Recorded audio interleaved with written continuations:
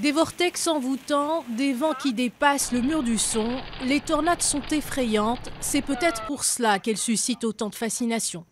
Beaucoup en ont fait leur hobby, certains même leur métier. C'est le cas de Josh qui passe le plus clair de ses printemps à chasser ces forces de la nature.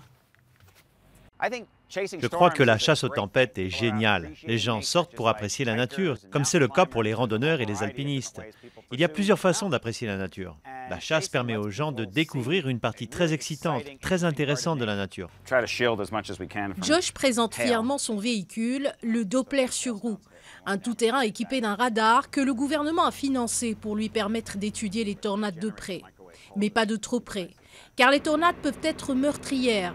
Chaque année, 90 personnes en sont victimes aux États-Unis.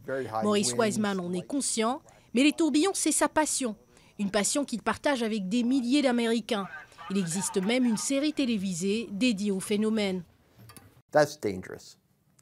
C'est dangereux, il n'y a aucun autre terme pour les décrire. Il y a beaucoup trop d'amateurs qui ne savent pas vraiment ce qu'ils font. La tempête qui a frappé l'Oklahoma début juin a fait des centaines de sans-abri et une quarantaine de morts, dont le chasseur d'orage Tim Samaras, son fils et un collègue. La mort de Tim et de son fils m'a beaucoup touché. J'emmenais ma fille chasser les tornades. Alors on a beaucoup réfléchi après sa mort. On s'est dit, cela aurait pu être nous. Mais Tim ira toujours à la poursuite des tornades. La mort de ses collègues l'a en fait rendu plus conscient de l'importance de ses recherches.